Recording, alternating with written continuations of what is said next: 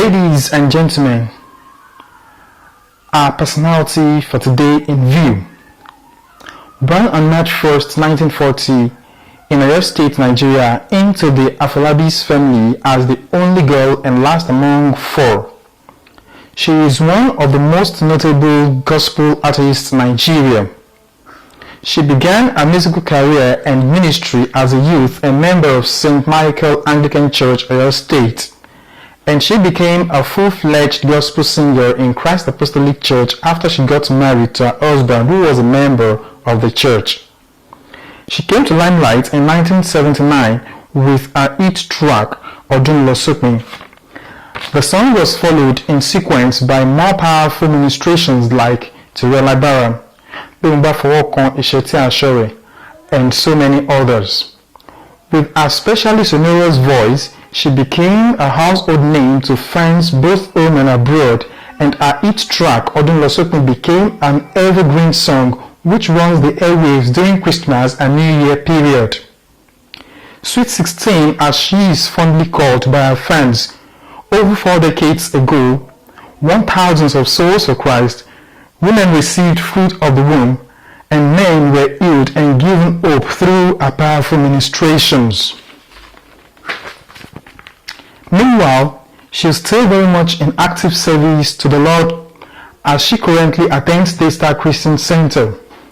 She is serving as the president of Golden Mothers, a fellowship for female Christian senior citizens of Daystar Christian Center, a distributor of the Word for Today, a Christian daily devotional.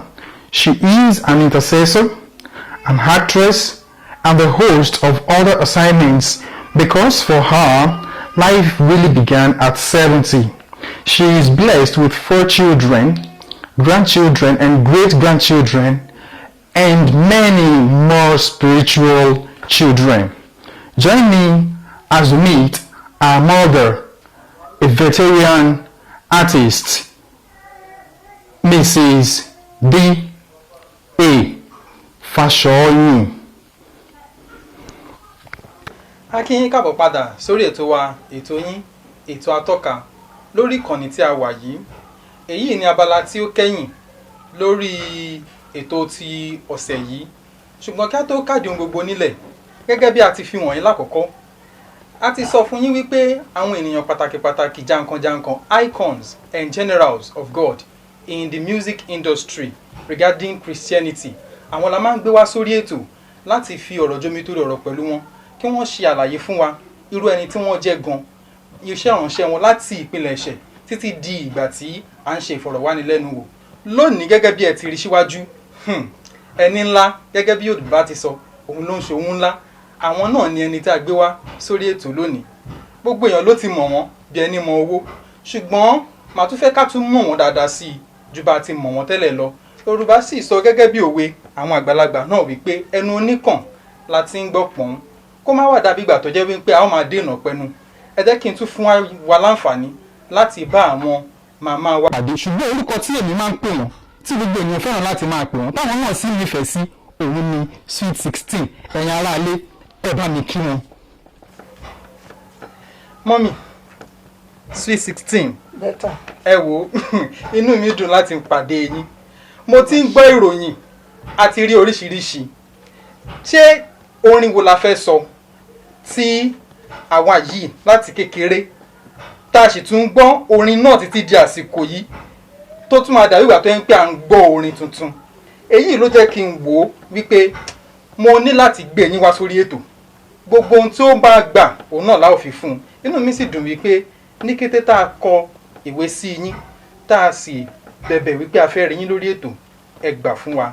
Ọlọ́run yóò tún máa lọ́ra ẹ̀mí yín. Àmín. Ẹ ṣeun gan ni wípé a pè yín, ẹ dẹ̀ jẹ́ wa.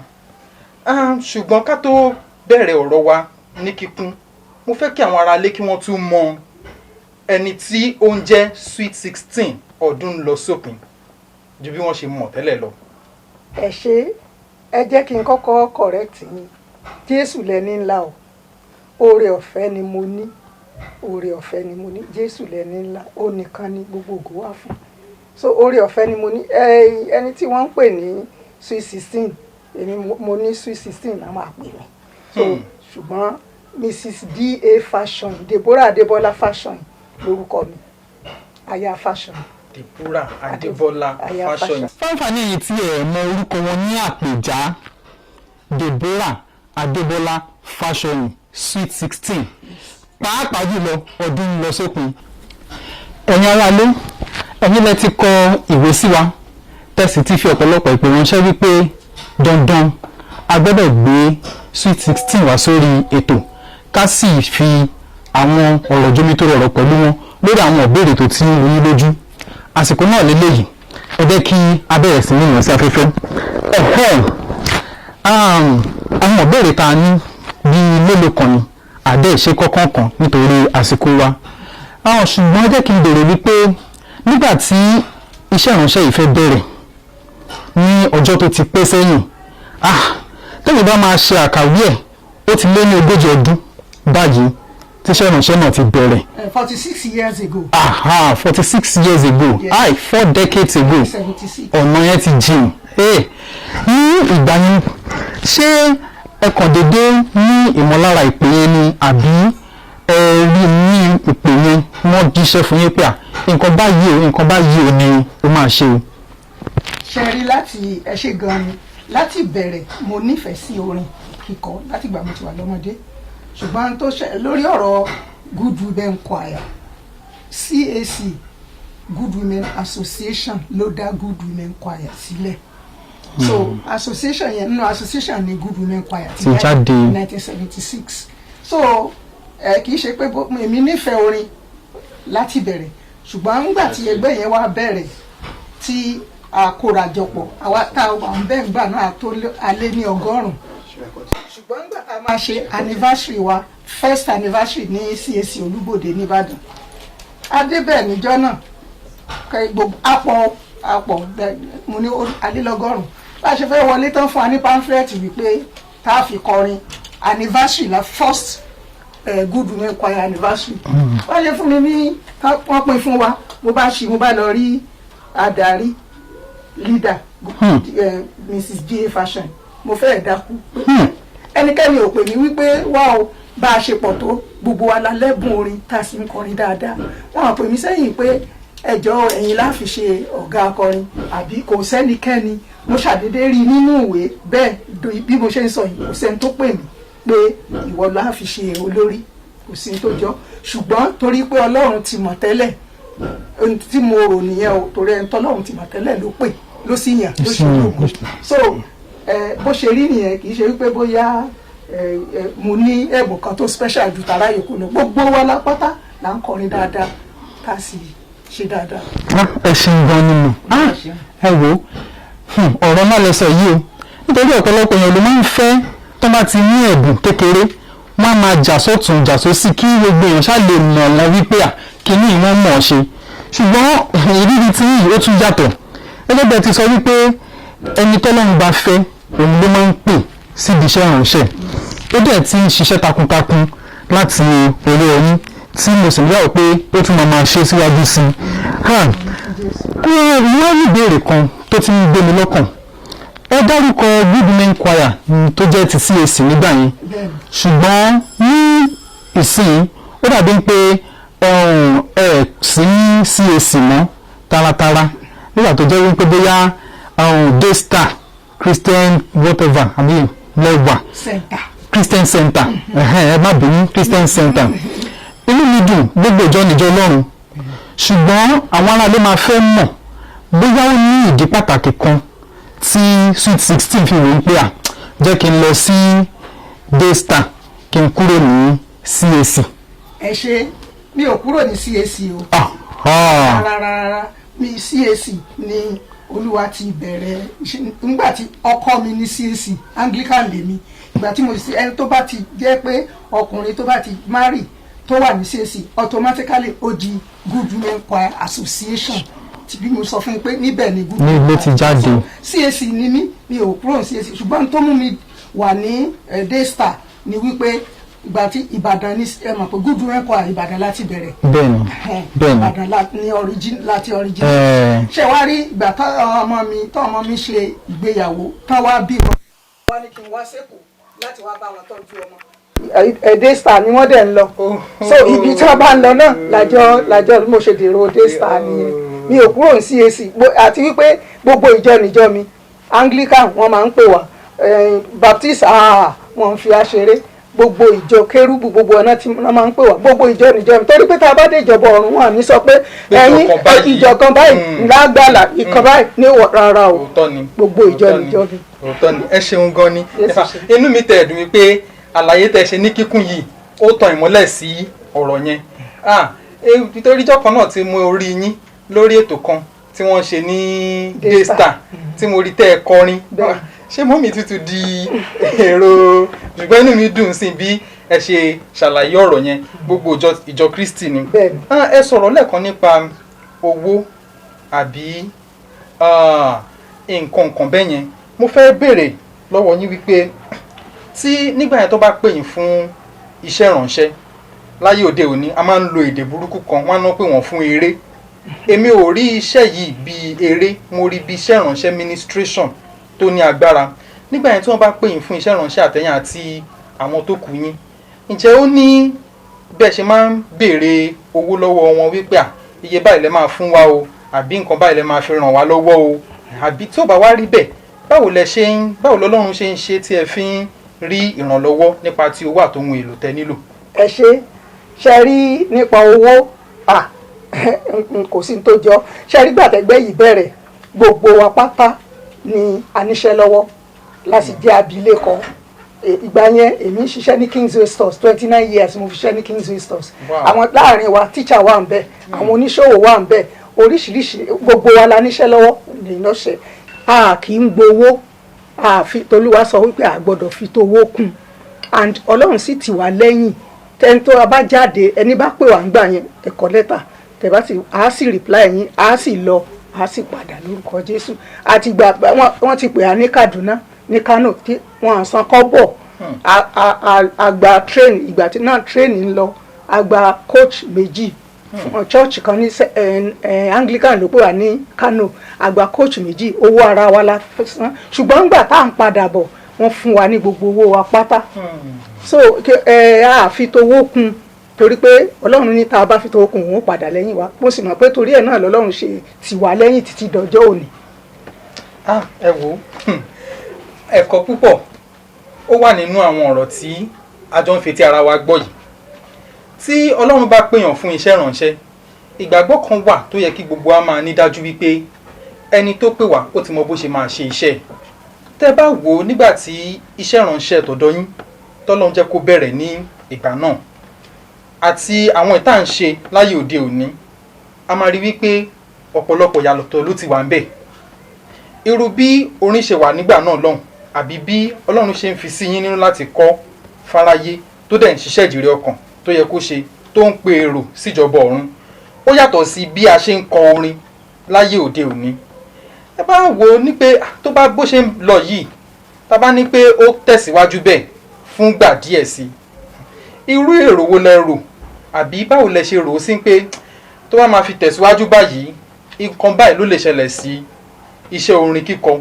fún Kristẹni lórílẹ̀‐èdè Nàìjíríà nítorí bí mo ṣe ń wò ọ̀pọ̀lọpọ̀ èèyàn ti palànà dà wọn ò dúró sórí ìlànà wípé Ọlọ́run ló pè wá ìjèrè ọkàn ló pè wá fún wọ́n ti ń kọrin wọ́n bá ayé yí bó ṣe di pé ayé ṣe ń lọ báyìí làwọn náà ṣe ń tọ́ ìmọ̀ràn wo àbí àfojúsùn wo lẹ wò wípé tí a bá tètè gba ọ̀nà báyìí ó ṣeé ṣe kí iṣẹ́ orin láàrin Kristẹni kó mú lọ sí ibi tí kò dára àbí kí ó fẹ́ dàbí pé ó rẹ̀yìn ìmọ̀ràn wo lẹ lè gba àwọn èèyàn àti àwọn tó ń bọ̀ lẹ́yìn àti àwọn tí wọ́n ti wà nú ẹ̀ lọ́wọ́lọ́wọ́ báyìí. ẹ ṣe ohun tí mo fẹ́ sọ ni wípé gbogbo àwọn tó ń wá nínú àwọn olórin wọ́n ń wá àwọn ẹnìkọ̀ọ̀kan wá èyí tó bá wá bá mi pé kí n fún un nímọ̀ràn máa sọ fún wípé tó bá fẹ́ lọ ṣe rẹ́kọ̀dù wà ní yes tó bá jẹ́ n tó wà lọ́kàn ẹ̀ motive ọkàn ẹ̀ ni pé láti kówó jọ èsì ní ìyẹ̀wò mi ṣùgbọ́n tó bá jẹ́ láti gbé ògo Ọlọ́run ga láti jèrè ọkàn wo sky is not the limit so àwọn tí ìmọ̀ràn tí mo ní sọ ni pé ṣe rí Goldman ó jẹ́ ibi tí èèyàn ti lè máa gba ìmísí kéèyàn má bàa ṣìnà àwọn ti sìn bí wọ́n ṣe déèyàn bá lọ sí goman tí wọ́n ń ṣe níbẹ̀ torí mi náà ara goman ni mí ok o orin tẹ́ ń kọ báyìí torí mo ti rí lọ sí interview kan níbàdàn tó sọ wípé kí là ń ṣe láti correct àwọn tó ń kọrin sìn pẹ̀lú gbogbo mo ní goman tán bá ti ní ìpéjọpọ̀ á sọ fún ọ pé irú orin báyìí orin tó bá ní mẹ́sẹ̀gì ọ̀rọ̀ Ọlọ́run nínú ìyẹn ní jèrè ọkàn bí mo bá fọwọ́ kan iṣẹ́ tí aṣọ rẹ onísun ẹ̀jẹ̀ ni a sì ní àwọn èèyàn rẹpẹtẹ tó ti jẹ́rìí nípa ẹ̀ lọ́pọ̀lọpọ̀ bọ́n bá ti orin tí kò bá ṣiṣẹ́ nú ayé àwọn èèyàn kì í ṣe orin ṣùgbọ́n antams jẹ́ kí wọ́n mọ̀ ní wípé ẹ jẹ́ kí orin tí ẹ bá kọ tí ẹ bá máa wax ẹ jẹ́ kó ẹ gbàdúrà ẹ ka bíbélì ọ̀rọ̀ Ọlọ́run ní kẹ́ ẹ máa fàyọ nínú ẹ̀ láti lè kọrin because ọ̀rọ̀ yẹn ìdà olójú méjì ni tọ́rọ̀ Ọlọ́run bá ti wà nú orin yóò mọ̀ ṣiṣẹ́ nú ayé àwọn èèyàn kan bá ti ń gbọ́ kò ní sú wọn àwọn orin yẹn bẹ́ẹ̀ bá tún gbé sí tẹ̀tún kan sìn bí ìgbà tí tuntun ni nítorí pé ọ̀rọ̀ Ọlọ́run ọ̀tún ni ọ̀rọ̀ Ọlọ́run so tí à ń try láti sọ fún wọn pé kí wọ́n make sure wọ́n deviate wọ́n yà kó ní ìlànà Ọlọ́run àti pé rẹ́kọ̀dù wọn kó jẹ́ mẹ́sẹ̀gì láti inú Bible wọ́n dẹ̀ lè goman wà ní láti máa ṣí wọn létí láti máa rán wọn létí nípàdé wípé irú ijó báyìí kì í ṣe ijó ti Jésù orin báyìí ọ̀rọ̀ orin báyìí kò ṣe ti Jésù ẹ má kúrò lórí ìlànà ìyẹn ló lè ràn wọ́n lọ́wọ́. ẹ̀yin ará ilé ẹ káàbọ̀ padà sí orí ètò wa ètò yín ètò atọ́ka lètò ètò látọ́ka ẹ ti mọ̀ mí tẹ́lẹ̀ bí ẹni mo wo òdú ni mi ṣàìmọ̀ fún olóko ṣùgbọ́n kó tó di wípé a tún máa tẹ̀síwájú àbí ká tó mú ohun gbogbo wá sí ìpamọ́ títí di ìgbà kan náà orin tí ó gbajúgbajà jù nínú gbogbo orin tí Ọlọ́run ti ọwọ́ yín kọ gbogbo àwọn album yẹn tí bá ń gbọ́ lẹ́yọ kọ̀ọ̀kan gbogbo ẹ̀ ló ní powerful messages tó jẹ́ wípé téèyàn bá ń gbọ́ máa tún gbọ́ mo gbọ́ kan ní àná mo dẹ̀ ń tún gbọ́ sí títí ta fi ń bọ̀ ọ̀tọ̀ ní nǹkan táwọn play nínú mọ́tò nígbà tá à ń bọ̀ ní orí ètò ṣùgbọ́n tọ̀ ní nǹkan tèmi ń gbọ́ torí mo lo earpiece bí mo ṣe ń sọ yìí wọn kúkú mọ̀ àbí mo ṣe ń sọ yìí orin tí mo dẹ̀ ń gbọ́ náà ni gbàkóso Ọlọ́run gbàkóso ìgbẹ́kẹ̀lé ọmọ ènìyàn asán ni ṣe àwọn orin yìí àwọn orin tó jẹ́ wípé kò sí ní tó bá ń gbọ́ àrù ìgbàgbọ́ ẹ̀ sókè wípé kò sí rogun tó lè wà nínú ayé èèyàn dandan ni ó ní láti ṣe ọdún lọ sópin tá à ń sọ̀rọ̀ ẹ̀ yìí tí mo fẹ́ lè sọ wípé ọdọọdún kò sí ni bígbà tá a ṣe ń gbọ́ orin tuntun ni báwo ni orin yìí ṣe jẹ́ gan-an ṣé èèyàn kan ló kàn déédéé jókòó ló rò ó àbí bóyá ẹ̀yin náà lẹ déédéé wò pé composition yìí dẹ̀ máa fáìnù ẹ jẹ́ kí n gbé e síta tọ́lọ́run dẹ̀ fi inspiration yẹn tó dẹ̀ fi sí àbí báwo lọ̀rọ̀ orin yìí ṣe jẹ́ gangan. ẹ ṣe gan-an ẹ̀yin kọ́ ni ẹni tó kọ́kọ́ béèrè irú ẹ̀ àwọn tó béèrè rẹpẹtẹ ṣùgbọ́n n tó wà answer èsì ẹ̀ ni wípé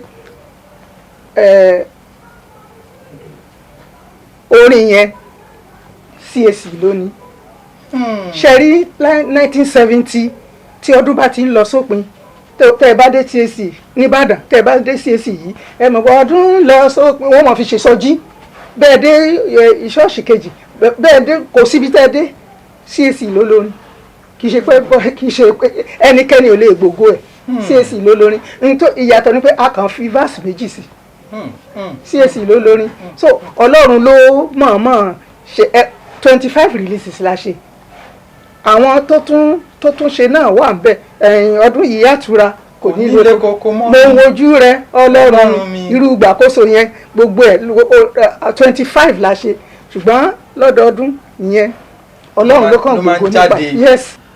Sweet 16 ẹ má bínú sí mi pé ìbéèrè mi ó fẹ́ pọ̀ jù. kò sí problem. mo ní ìbéèrè kan tó wà lọ́kàn mi tí kò bá ní dàbí ìgbà tó jẹ́ wípé bóyá àtọpinpin jù dáàdì nǹkan ìgbà wo ni wọ́n sùn nínú Olúwa. ẹ ṣe September ni ó pé ọdún 4 tí wọ́n sùn nínú Olúwa nípa oore ọ̀fẹ́ Ọlọ́run. ọdún 4. ẹ̀yin ará ẹ wò ẹ jẹ́ kí n sọ òótọ́ kan fún wa. ṣe rí ẹni tí kò bá ti lè ní ìrírí láti ẹnu àgbà kó dẹ̀ fi irú ìrírí bẹ́ẹ̀ kó sì fi ṣe àwòkọ́ṣe ohun tó ń fẹ́ ṣe ó máa ṣe díẹ̀ fún èèyàn bẹ́ẹ̀ láti gòkè. mo rí àwọn ẹ̀kọ́ tó pọ̀ mo rí kọ́ lára Sweet 16 ní ọjọ́ orí tí wọ́n wà. tí ó bá jẹ́ pé àyè gbà mí mo tún lè ní pé bóyá kí wọ́n sọ ọ́ fún gbogbo èèyàn. Sweet 16. 80 péré ni. Only 80. péré. ọmọ kékeré ni mí. Just 80. ẹ wo orí ọ̀fẹ́ Ọlọ́run nínú ayé wọn. 80. Inú mi dùn. ẹ wo mọ́mì mo bá yín yọ̀. ẹ̀yin náà dádì. ẹ má bínú. Sweet 16 mo bá yín yọ̀. mo bá yín dúpẹ́. ẹ wo ọjọ́ yẹn á túbọ̀ dalẹ̀ sí i. àwa tá wà lẹ́yìn yín náà àti gbogbo èso tọ́lọ́run fi yín ká kò sí ọ̀kan nínú wa tó parẹ́ mọ́ yín lójú. gbogbo aráyé mọ̀ yín sí Sweet 16. ní ìmọ̀ tèmi ò mọ̀ pé Sweet 17 máa wà. ìyẹn dẹ̀ ní ọkọ yín. kó tó di wípé wọ́n sùn nínú Olúwa, ṣé kò sí àwọn ìdíwọ́ kankan méjì látọ̀dọ̀ wọn látàrí iṣẹ́ ìránṣẹ́ tí Ọlọ́run pè yín sí, bóyá nígbà kan tàbí ìgbà mìíràn, àti wípé irú ìyàwó ni wọ́n kọ sí iṣẹ́ ìránṣẹ́ yín, irú ìfọwọ́sowọ́pọ̀ wo ni ẹ jọ ní papọ̀ nígbà yẹn àti nígbà tí àwọn ti sùn nínú Olúwa? Bákan náà, ìmọ̀ràn wo lẹ tún lè fún àwọn ọ̀dọ́mọbìnrin wa ayé òde òní tí wọ́n ń ṣe irú iṣẹ́ ìránṣẹ́ báyìí? ó jẹ́ wípé tán bá ti fi lè ní orí ọ̀fẹ́ kékeré láti di ìlú mọ̀ọ́ká tí ò tẹ̀ tí ì di púpọ̀, wọ́n á ti di nǹkan míì, wọ́n lè kó kúrò nílé ọkọ, wọ́n máa ṣe oríṣiríṣi nǹkan tó jẹ́ wípé oníwèé ìròyìn gan-an àwa gbọ́n tó máa fi wọ́n jẹun lórí àwọn nǹkan tá a máa kọ nípa wọn. ìmọ̀ràn wo lẹ lè fún wọn àti èyí tí mo kọ́kọ́ béèrè síwájú? ẹ ṣe gan ètò ẹ̀kọ́ béèrè síwájú. ṣe rí ìgbà tí Good Women tí a bẹ̀rẹ̀, èmi àtọkọ mi lájọ bẹ̀rẹ̀, lájọ ń ṣe, torí pé àwa méjèèjì la wà nínú akọrin ìjọ kí àwọn Good Women Association tó pé káwa obìnrin ó kóra jọ, àjọ wà níbẹ̀ ní, àti pé ṣe rí Good Women Choir ẹni tó bá fẹ́ wọnú ilé tó fẹ́ join wa, ọkọ láti sáìn wípé òun àláò rẹ̀, torí pé àwọn ni ó máa bá wa tọ́jú ọmọ nígbà tá a bá travel, torí corporation ọkọ ó di dandan torí pé nígbà tá a bá mo sọ pé a lọ Kánò, àwọn ọmọ ò bá mi lọ Kánò, ọkọ ò bá mi lọ, àwọn náà ń tọ́jú ọmọ, so corporation ọkọ títí tó tí gbogbo nǹkan fi ń lọ déédéé, gbogbo àwọn ọkọ wa ló corporate. ìyẹn bẹ́ẹ̀. Ìkejì tí àwọn ọ̀dọ́ tó wá tí ó ṣẹlẹ̀ ni pé mo fẹ́ gbà wọ́n nímọ̀ràn wípé ẹyẹ ò kì í fapá kan fò. ìmọ̀ràn tí èèyàn bá gẹ́gẹ́ bí abilékọ, Ọlọ́run sì fún ẹ lẹ́bùn, ó sì bẹ̀rẹ̀ sí gbé rẹ́kọ́ọ̀dù jáde. Àfọwọ́sowọ́pọ̀ ọkọ ó di dandan. ìyẹn gan preach, ìyẹn gan wàásù fáwọn tí wọ́n bá ń gbọ́ orin rẹ̀ pé ẹni tó ń kọrin yìí o, ilé ọkọ ló wà o, ó bímọ o, kì í ṣe pé ẹni tó ń dágbé, kì í ṣe mímú ọkọ wa pẹ̀lú wa nínú iṣẹ́ ìránṣẹ́, ó tún wàásù fáwọn èèyàn, torí pé tí wọ́n bá gbọ́ tó ń sọ jáde nínú rẹ́kọ́ọ̀dù, wọ́n á wò pé ṣóun ṣe nílé. Olúwa ràn wá lọ́wọ́. Àmín. Ẹ wò ẹ̀kọ́ púpọ̀ òun ló wà nínú àwọn ọ̀rọ̀ tí ẹ sọ kalẹ̀. Ìbéèrè mi tó kẹ́yìn lórí ètò lónìí, mo mọ̀ wípé àwọn aráalé náà á ti máa wà lọ́kàn wọn, á ti máa gbé wọn nínú láti mọ̀. Gẹ́gẹ́ bí mi ti máa ń sọ, tí gbogbo èèyàn náà sì mọ̀, iṣẹ́ ìránṣẹ́ kò ń ṣe nǹkan téèyàn ń sọ pé òun rí táyà ń di mo ti dàgbà ju kinní kan lọ. Níwọ̀n bàtà wá sì ní okun àtagbára láti rìn, dìde dúró, sọ̀rọ̀, ṣe iṣẹ́ yẹn sì ń tẹ̀síwájú. Ṣùgbọ́n èèyàn lè má lè ṣe takuntakun bíi tìgbà kan. Ǹjẹ́ ẹ ní èrò láti mo tún fẹ́ ṣe nǹkan kan kí àwọn èèyàn lè túmọ̀ wí pé sweet 16 o ó sì a sì tún ń ṣiṣẹ́ fún Ọlọ́run sí ni o gbogbo èmi tẹ̀ fẹ́ kájọ ṣerú iṣẹ́ bẹ́ẹ̀.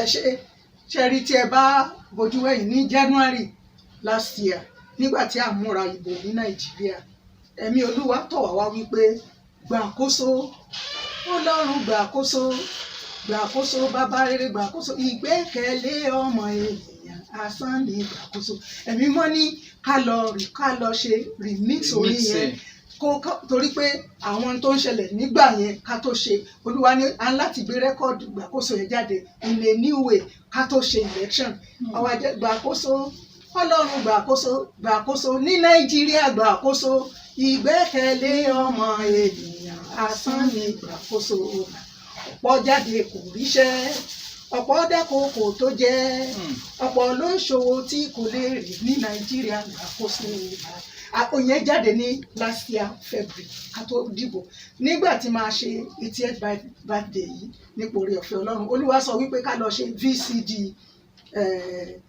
Olúwaborí Olúwa lálẹ́ ọjọ́ kan yes so a lọ ṣe VCD ẹ̀ ìjọ tí mò ń ṣe birthday 1st of March lọ́dún ló jáde.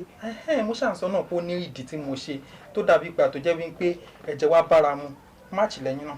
March 1st of March. March 10 lèmi.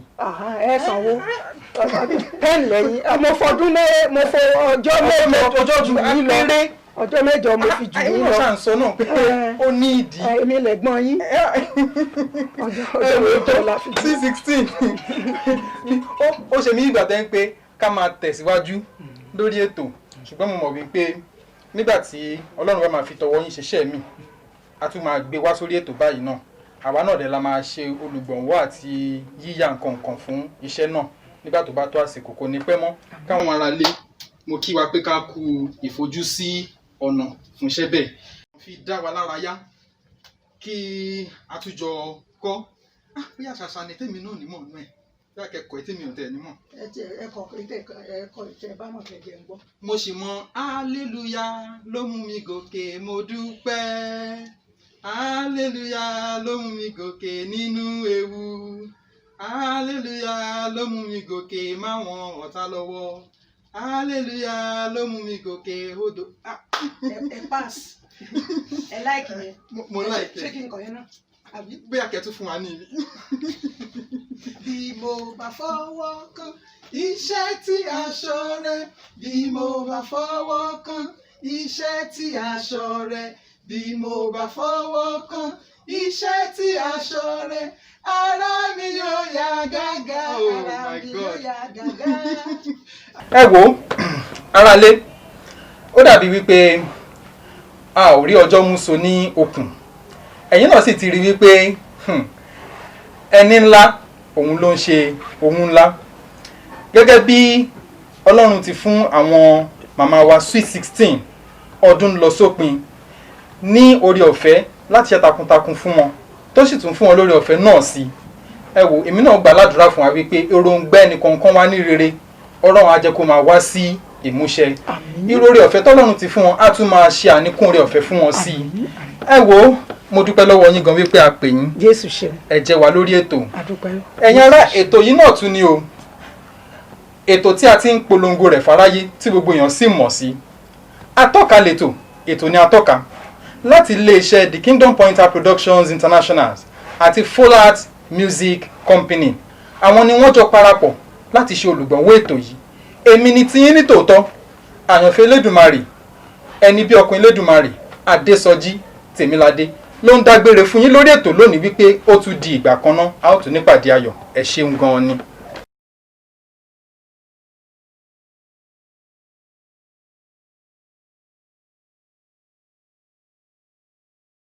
ọ̀rọ̀ ni ó borí ara rẹ̀ pé torí Olúwa lè fi bá dúró. kí ló wí o. ìmọ̀ kò mọ̀ gbọ́dọ̀ jọ. láìláì. ètekéte kò lè dúró. ẹnikẹ́ni tó bá dẹrù ọ̀rọ̀ ni ó borí ara rẹ̀ pé torí Olúwa lè fi bá dúró. Ogun Fáráò ó bọ́ sókun. odi Jẹ́ríkò wó lulẹ̀ bámbám ẹ̀rù jẹjẹ ọkọ̀ Fáráò ó tójú aláṣejù bòkun pupa kí ló wí o. ìmọ̀kímọ̀ kò má gbọ́dọ̀ jọ ètekéte kò lè dúró láíláí. ẹnikẹ́ni tó bá dẹrù ọ̀nà ni ó forí ara rẹ̀ gbé nítorí Olúwa lèmi bá dúró. ẹni bá dalẹ̀ á balẹ̀ lọ. Bẹ́ẹ̀ni. ẹ̀san áké lórí òṣìkà. ó di dandan. ẹnikẹ́ni tó bá gbébu ìkà ní ó fogún ara rẹ̀ jà nítorí Olúwa lèmi bá dúró. kí ló wí o. ìmọ̀kímọ̀ kò má gbọ́dọ̀ jọ láíláí. ètekéte kò lè dúró. ẹnikẹ́ni tó bá dẹrù ọ̀nà ni ó forí ara rẹ̀ gbé nítorí Olúwa làwọn bá dúró. Olúwa lèmi bá dúró. Olúwa lèmi bá dúró. ọkọ má ti kalẹ̀. Olúwa lèmi bá dúró. ọkọ má pààrọ̀ oyè. Torí Olúwa lèmi bá dúró. rere àdìmúlà. Torí Olúwa lèmi bá dúró. Olúwa lèmi bá dúró. Torí Olúwa lèmi bá dúró.